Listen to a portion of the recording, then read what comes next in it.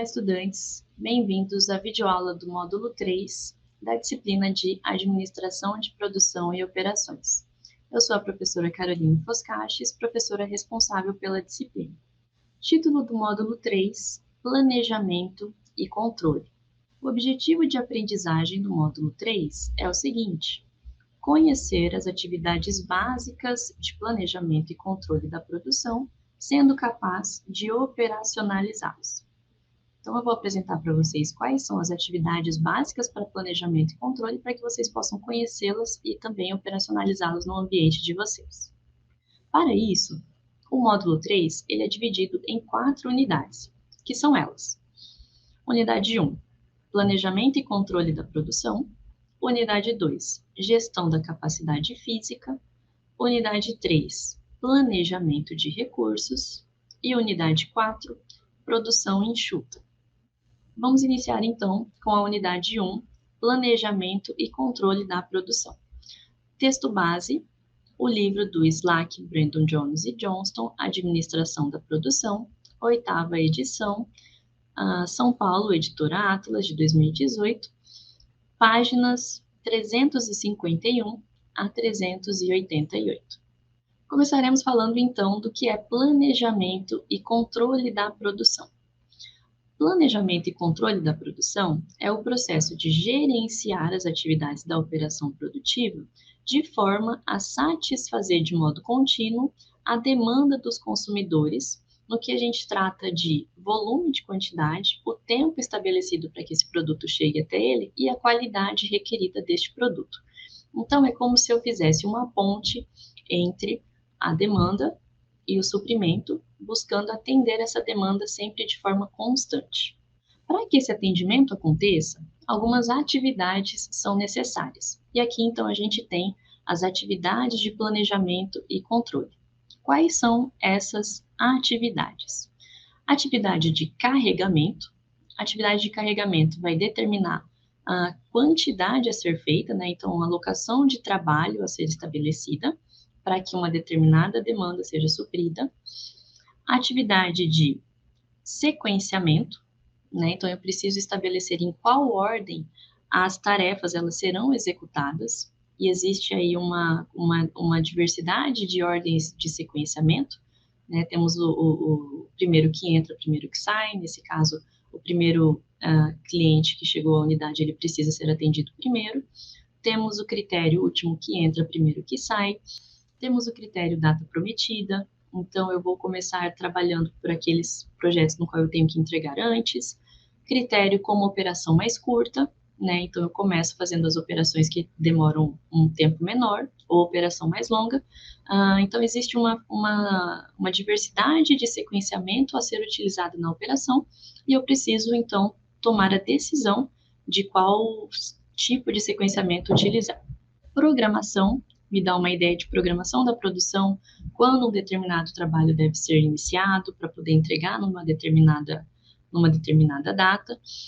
Nesse caso, a gente tem a programação para frente, né? Ou seja, um pedido chegou até a sua empresa, você já atende esse pedido e já vai fazer, já vai processá-lo. Ou a programação para trás, né? Você vê quando que você precisa entregar esse produto ou esse serviço e você se planeja para começar num determinado momento para terminar nesse período de entrega, né? Nesse caso aqui, a gente tem uma ferramenta bastante útil, que é o gráfico de Gantt. E o monitoramento e controle, né? Que se baseia em entender como fazer o monitoramento e o controle dessa operação para que a demanda seja atendida. Então, retomando algumas informações aqui desse conteúdo. Carregamento, a quantidade de trabalho alocado, né? Sequenciamento, ordem em que as tarefas serão executadas. Programação é o cronograma detalhado da operação. Controle é o monitoramento da operação para que eu verifique se as atividades estão de fato sendo cumpridas conforme o planejado. Entrando agora na unidade 2, falaremos sobre gestão da capacidade física. O texto base é o livro de Slack, Brandon Jones e Johnston, Administração da Produção, leitura das páginas 389 a 425. O que é capacidade de uma operação? É um termo bastante comum que a gente está acostumado a ouvir. Capacidade de uma operação é o máximo nível de atividade de valor adicionado em determinado período de tempo. Então, quando eu falo de capacidade de uma operação, eu preciso colocar a medida de quantidade produzida com uma unidade de tempo. Por exemplo, um cinema atende 50 pessoas por hora, né? Ou um estacionamento atende 40 carros por hora. Então, eu sempre preciso pensar nessa dimensão tempo, certo? Existe um processo da gestão da capacidade, né? Então, o que eu preciso, qual é o passo a passo que eu preciso fazer para fazer, então, essa gestão da capacidade? Primeiro, medir os níveis agregados da demanda e da capacidade e compreender as mudanças que podem acontecer. Quando eu falo demanda e capacidade agregada, eu não estou falando de quando eu estou, por exemplo, um mix de produto, eu trato como um todo, como família de produto, e não cada produto individualmente. Por isso se fala agregado. Então, eu preciso conseguir identificar a demanda de um determinado produto, né, pensando também na capacidade. Após isso, eu determino o meu nível básico de capacidade da operação, né, pensando em atender essa demanda estabelecida.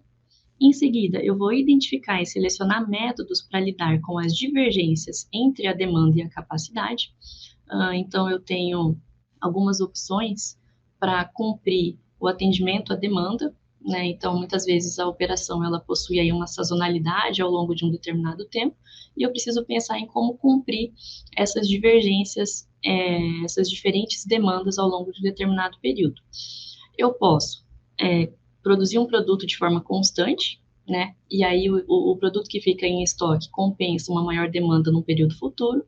Eu posso ajustar minha capacidade para ir acompanhando essa demanda, ou eu posso fazer a gestão dessa demanda, né? Então, eu posso, através de algumas estratégias de preço, por exemplo, puxar demandas para períodos diferentes, né? Então, uma estratégia bastante utilizada, por exemplo, hotéis. Então, eu preciso que uma determinada demanda que ela é maior nos períodos de alta temporada, dezembro e julho, eu posso fazer promoções, né, para o período de abril, para poder puxar um pouco a demanda para um outro período. E também eu preciso compreender as consequências dessas decisões de capacidade. Então, esse é o processo da gestão de capacidade. Quando a gente fala capacidade, tem alguns termos que são importantes da gente conhecer, né? Temos a capacidade de projeto, também chamada de nominal. Então, é o máximo que a empresa ela pode produzir, considerando a sua jornada de trabalho. Então, isso é capacidade de projeto. Quando eu pego essa capacidade e considero as perdas que são planejadas, né? Então, eu sei que eu vou ter troca de turno, que eu vou ter manutenção preventiva, então eu tenho algumas perdas planejadas dessa capacidade. Isso é chamado de capacidade efetiva. E quando eu considero também as perdas que são imprevisíveis, né? Eu considero as perdas que elas poderiam ser evitadas, por exemplo, um acidente de trabalho, uma queda de energia. Então, eu pego essas perdas e aí eu considero, então, a produção real, né? E existe aí, no caso, duas medidas, né? A eficiência e a utilização. Então, eficiência é o volume da produção real sobre a capacidade efetiva e a utilização é a produção real sobre a capacidade de projeto. Falando agora sobre planejamento de recursos na unidade 3. Texto base, livro do Slack, Brandon Jones e Johnston, Administração da Produção, São Paulo Atlas 2018, páginas 525 a 558. Por que fazer o planejamento de recursos é tão importante, né? As empresas elas podem adquirir vantagem competitiva, né, um desempenho superior, concentrando atenção no planejamento de recursos, tanto para fornecedores a montante, a fim de assegurar que todos os recursos de que necessitam para produzir bens ou serviços estejam disponíveis no momento certo. Então, eu consegui fazer um bom planejamento de recurso para ajustar com os meus fornecedores o momento de entrega de um determinado material, isso pode ser vantagem para a organização. Quando a gente fala de planejamento de recursos, a gente tem alguns sistemas de planejamento e recurso. Temos, no caso aqui, o MRP, que é o Planejamento das Necessidades de Materiais. Ele é um sistema computadorizado, né, de informações desenvolvido especificamente para auxiliar fabricantes a administrar estoques da demanda dependente, ou seja, produtos que dependem aí de um outro fator, não de fatores aleatórios de mercado, né? Por exemplo, um carro, né, na sua produção, a gente sabe que o volume de rodas, ele vai depender do volume de carros, né? Então, cada carro, ele apresenta aí 5 rodas, 5 pneus, no caso. Então, isso é uma demanda dependente. O MRP, ele auxilia a fazer essa gestão. O MRP, ele tem os principais inputs, que são eles. Plano mestre de produção, né? Então, eu faço um plano de produção para um determinado período. Banco de dados da lista de materiais. Então, existe aí o Bill of Materials, que vai fazer todo o levantamento dos componentes dos materiais. E o banco de dados do estoque. Com base nesses inputs, eu consigo, então, ajustar a necessidade de material. Com o passar do tempo e os avanços tecnológicos, o MRP ele foi evoluindo. Então, na década de 1980, surgiu o planejamento de recursos de manufatura chamado de MRP2. O MRP2, além dos materiais, ele passou a considerar também outros insumos, né? Então, mão de obra, equipamento e espaços disponíveis para armazenagem. Então, ele foi um avanço em relação ao MRP. E a outra evolução que temos do MRP é o chamado ERP, que é o Planejamento de Recursos da Empresa. Isso aconteceu na década de 90, também conhecido como Sistema Integrado de Gestão. Então, o MRP, ele integra todas as áreas da empresa, permitindo a visualização das operações de uma forma única em um único banco de dados, né? Então, eu consigo unificar as informações em um único banco de dados. E na unidade 4, falaremos sobre produção enxuta, né, conhecido também como Just in Time. Texto base, Slack, Brandon Jones e Johnston, Administração da Produção e Operações, São Paulo, Editora Atlas, 2018, leitura das páginas 559 a 592. O que é a produção enxuta? De que forma podemos trabalhar a produção enxuta? A produção enxuta, ela, além de ferramentas para ser executada, ela é também uma filosofia, né? Enquanto filosofia, a produção enxuta, ela possui um conjunto coerente de princípios fundamentados no fluxo regular ao longo dos processos, ok?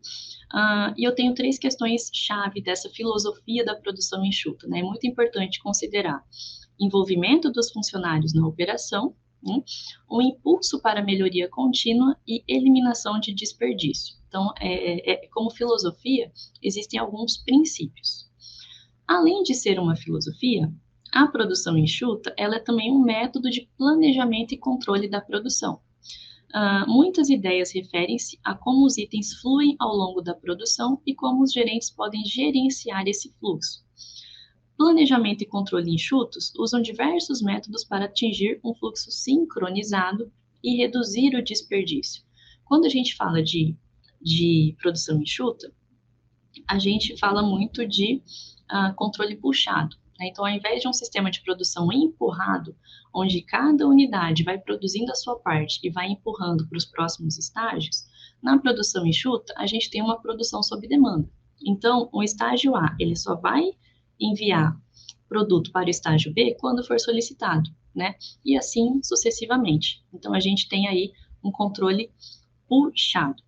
E também a produção enxuta como um conjunto de ferramentas visando melhorar o desempenho da produção. Então, o coração da filosofia enxuta é também um conjunto de ferramentas que podem ser utilizadas visando essa melhoria.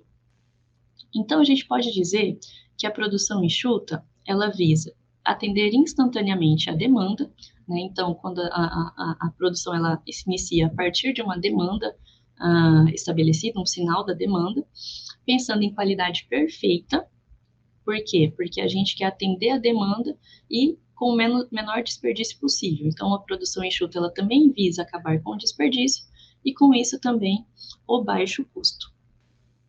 Muito obrigada pela atenção de vocês e até a próxima videoaula.